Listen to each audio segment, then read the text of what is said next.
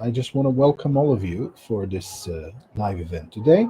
Today I'm going to go back to studying the Bhagavad Gita with you. So I'll go through a few pages, maybe a bit more, of the Bhagavad Gita with you and give some commentaries. I have my text here, as you all know, and we are proceeding to chapter 5. I'm going to read for you as I always do and stop occasionally and give commentaries. Chapter 5 is called Renunciation of Action in Knowledge. And it goes as follows. Krishna said, I imparted this immortal yoga to Vivasvan to Manu, and Manu to Isvaku. O scorcher of foes, he is referring to Arjuna. They always give each other these wonderful titles during this teachings, so just take it as basically Krishna talking to Arjuna and backwards. So he says, O Arjuna, this yoga handed down from teacher to disciple in succession was known to the Raja Rishis, the royal sages, but owing to long lapse of time, it was lost to the world, Krishna says. You are my devotee and friend. Thinking thus, Krishna says, I have today declared to you even that ancient yoga. In other words, today I've decided to share with you this ancient teaching. For it is a noble secret, he says, imparted by a teacher only to a worthy disciple. And then Arjuna is responding here. Thy lifetime is later, he says. In other words, he says to Krishna, you are alive now, which is much, much later than Manu and all these rishis you've mentioned. And he says that of Vivasvan and is much earlier, he says.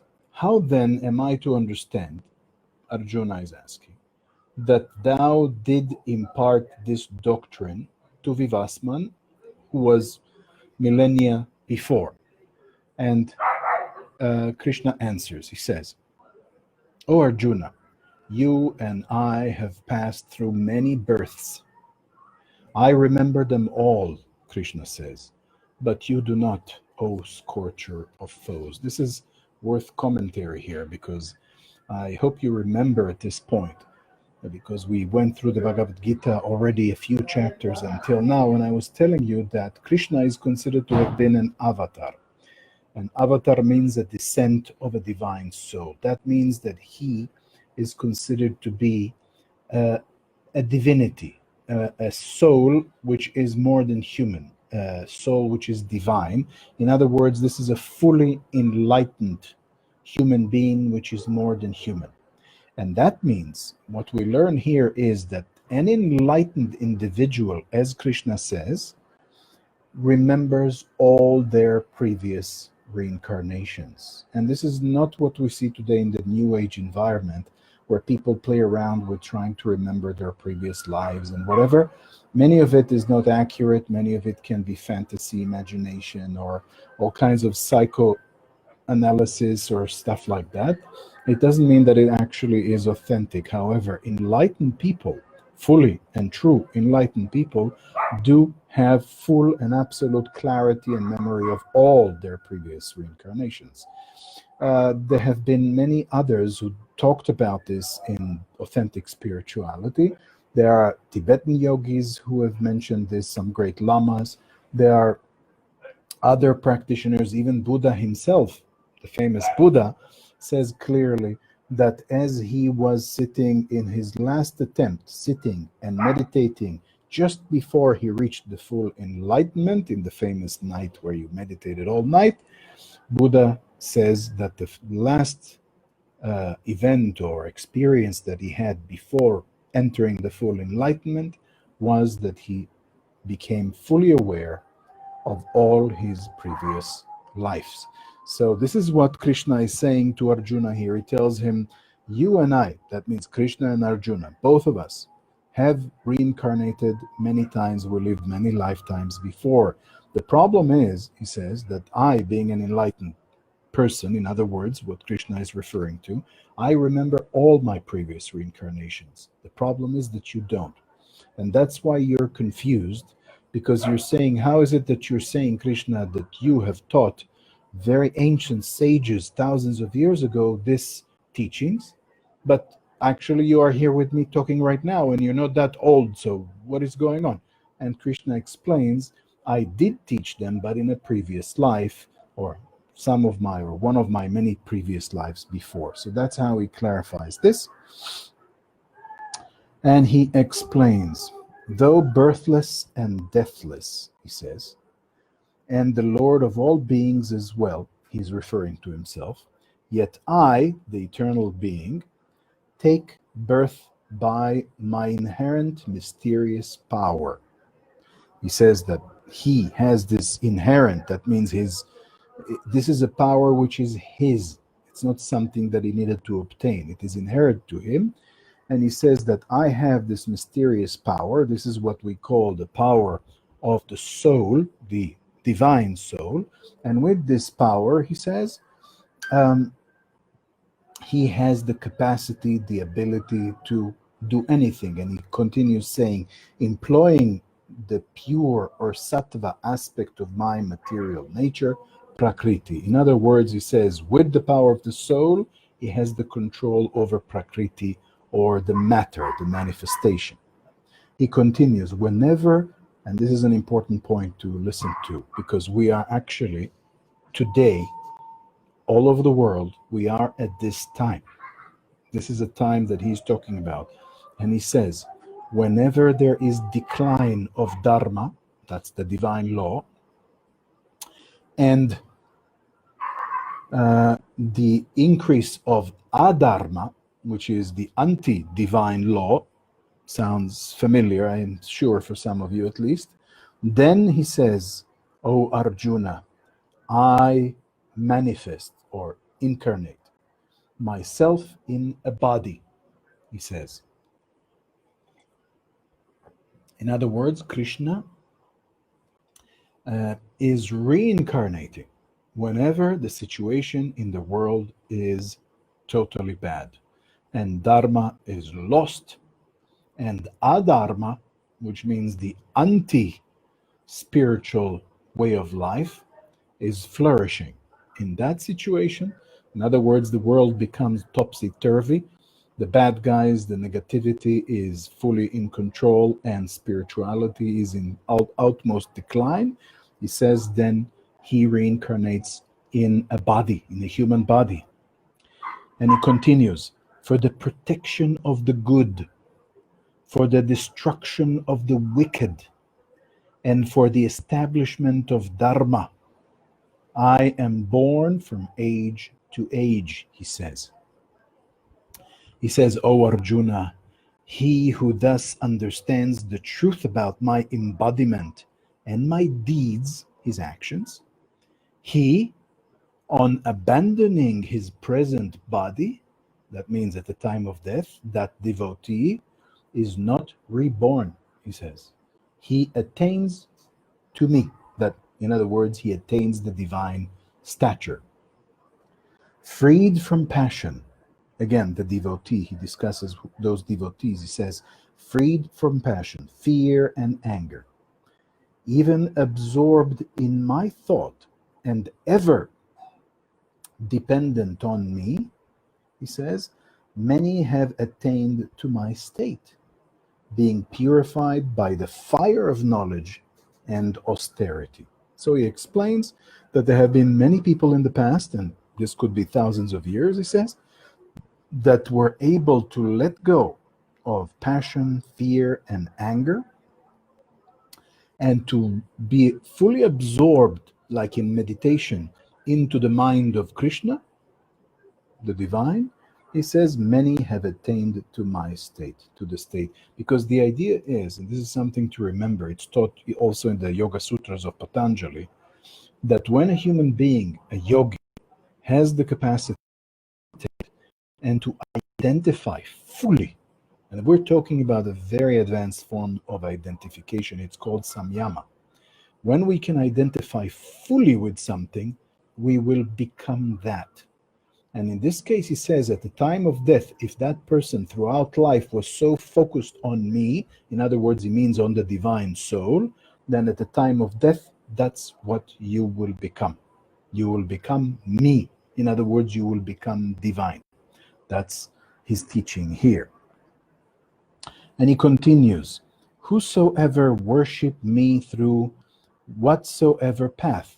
And this is beautiful because he says it's not just that you have to become a Krishna follower, like a Hare Krishna movement person or something. He says, he who worships me with a capital M, in other words, he who worships the divine consciousness, he says, through whatsoever path. It could be any path. It could be Buddhism, it could be yoga, it could be any path which is authentic, of course. I verily accept and bless them in that way. He says, men everywhere follow my path. So eventually he is trying to tell us that any authentic spiritual path will be the path that will bring you willy-nilly to the Krishna consciousness or to the divine consciousness. So all the roads lead to the same top of the pyramid, is what he's trying to tell us. In this world, those who entertain desire for the fruits of pious works, so he says here, those who do all kinds of pious, he means works which are like, helping others, doing beautiful deeds, going to the temple, going to the, I don't know what, your church and so on, and doing these nice, good works. But he says, who entertain desire for fruits. So you do all these good works, whatever, donations and so on. You do that because you expect results, he says. They worship the deities, he says, for in this world of men, such actions bear fruit quickly. So he says, yes, you will see fruits for your actions if you expect fruits from your actions. He continues, let's see if we can make sense of this. He continues saying, according to the aptitudes resulting from the dispositions of nature, I remind you here he talks about the gunas. Those are the three tendencies in the matrix, in nature, which are, I remind you, the sattva guna, raja guna, and the tamas guna. Tamas is the heavy, dark, inert energy. Rajas is the energy of action, of fire. And eventually we've got sattva, which is the balanced energy. And basically he is telling us here, according to the aptitudes, this is how the fruits will manifest, he's trying to say. The fruits manifest according to the aptitude of the person who is doing the deeds, expecting, fruits of the action, as he explains. So the fruits will manifest depending on what kind of a person you are. If you are a very tamasic person, you will get tamasic fruits. If you are a very rajasic person, very active person, you'll get active results. If you're a sattvic person, a more balanced person, you will get balanced fruits for your actions, for all your pious deeds, which are actually all done with the view to get something in return, he says. The social order of fourfold division has been created by me. Here he refers to the caste system. And he says, though I am their originator, know me to be not an agent, but the spirit unchanging. So he's trying to show that there can be various places from which people can come, from a different caste, from a different rajas, tamas aptitude, basically different guna, whatever it may be. He says, eventually remember that to me, he says, or knowing me, not to be an agent of this, but actually the unchanging spirit. It might sound a bit confusing, but stick with it a bit longer. We'll clarify it all in a minute. And he says, actions do not affect me. He says, that's the pure karma yoga. He says, actions, if he does actions, it does not affect him.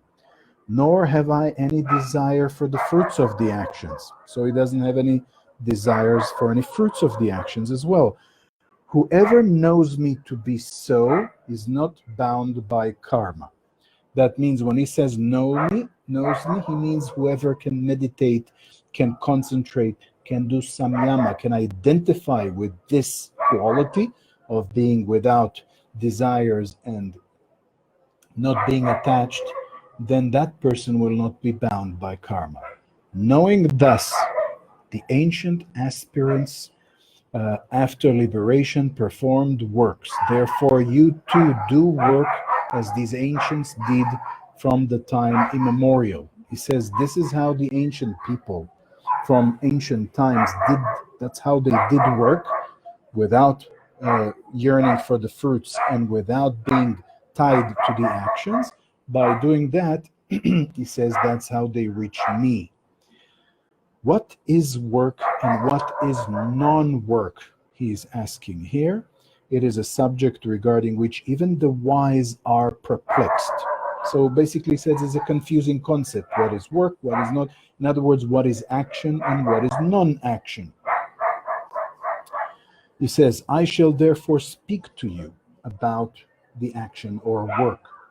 By knowing which one is liberated from evil for the life of bondage in samsara. In other words, he says, so I can clarify to you which can liberate you. Because as you know, work can put you in bondage because of karma, action, reaction. You do something, there's a reaction. Because of the reaction, you're bound to this life. You cannot be free. And he says, in order to free you, I'll tell you what is the way to go, how we should behave. And he says, the truth about the nature of beneficial work has to be understood, and also of baneful work or the non-work. The way of work is difficult indeed to understand. So he keeps trying to clarify that this is a confusing subject. He who sees work in no work, or basically he who sees action in no action, and no work in work, sounds like a conflicting concept here. He is wise among men. Even while doing all work, he remains established in yoga. Whose undertakings are devoid of self-centered objectives. So whoever does actions without this yearning for the results of the action, and I continue here, whose works have been burnt up by the fire of knowledge. That means when doing the work, when doing action, the results, the action did not produce karma because of knowledge. What knowledge? I hope you remember we discussed this before, but we're talking about the knowledge of the self. Him the wise call a sage, he says. So what is a sage? The person who is not self-centered on the results of the action, or basically the fruits, the one who is detached, basically. And the works that he or she is doing are burned up by the fire of knowledge, knowledge of the self. So he continues, without attachment to the fruits of the action. So now we have already a very practical statement. So how do we go about achieving that? He says, without attachment to the fruits of the action, ever satisfied and free from calculations, again, what's in it for me type of calculations, he is verily doing nothing, even though engaged in action. So this is the formula. The formula is, you can do actions, but you need to do it without attachment to the fruits of the action. In other words, in a state of detachment. You need to have satisfaction and freedom from any mental calculation. What am I getting out of it? What's going on? Is it good? Is it bad? All that is out the window. And he says, by acting this way, you can still do actions, and yet, he says, that person does nothing. In other words, you produce zero karma. One who is free from desires, whose mind is well controlled, and who is without any sense of ownership, again, these are all describing the same thing, incurs no sin from works, as his actions are merely physical. This is a very good statement, so I'll repeat it because it really gets to the core of it here.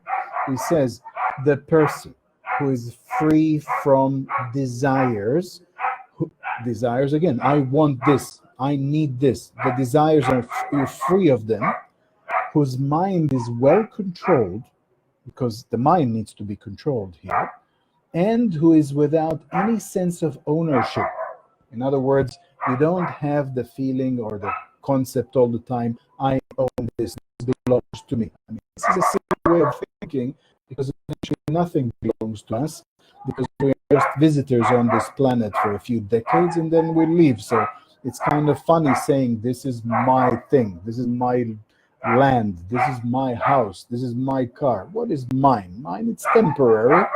And therefore he says, the one who is without any sense of ownership incurs no sin from working, as his actions are merely physical. The actions are simply physical actions, but they don't bind you to the karma. That's the freedom. Satisfied with whatever comes without calculations, rising above the contrasting conditions of life. Because, you know, life has all the time this polarity. This is good, this is bad, this is day, this is night, this is pain, this is pleasure, this I like, this I don't like, continuing always to oscillate everyone between those two. And he says, rising above the contrasting conditions of life without any competitive spirit. That means not all the time comparing yourself to others and saying, why does he have more and I have less, and all this sort of thing. Without any competitive spirit, and alike in success and failure. Again, he says this famous statement, even in success or failure, you respond identically. You are not elated because you succeed. You're not depressed because you fail. You are balanced. So having this, he says, a man or a woman, though working, even if you work, if you have this specific state that he describes here, he says, incurs no sin. In other words, producing no karma. And continuing a little bit more, he says, in the case of one who is without attachments and the sense of agency, again, this ownership concept, and whose mind is fully established in the knowledge of God. So now he adds another element. The mind needs to be fully focused, established on the concept of God. That should be in the forefront of your mind at all times. His actions, that means that person with all these qualities, if he or she do any actions, he says, being done in dedication to the Lord, because it cannot be done any other way. If God is in the forefront of your mind all the time, then whatever you do, it's in the name of God, because that's where you are, that's where you're focused. Again, don't think of it in too much of a religious concept. Just think of it as the divine consciousness, as the absolute of the universe, whatever this mentality. In other words, he just says here in this translation, I have here use the word God, so take it or leave it. That's how it works here. So he says, being done in dedication to the Lord or to God, melt away with their very tendencies. In other words, he says, at this point, when you act in this words, without attachment, without the sense of agency, this belongs to me or whatever, the mind fully established in the knowledge of God, he says, then the actions melt away with their very tendencies. That means the actions don't bind you. They don't come with their weight, with this, with the chains of karma. This is dissolved. So this is a very, very critical point to remember. How do we dissolve karma even while acting? This is the formula that he says here. There's more to it, but I am having a feeling that, with a very unsteady internet that I have today, internet connection, I don't want to push too much. This was about 20 minutes, 25 minutes of going into it. We'll continue more in one of our next live events. We'll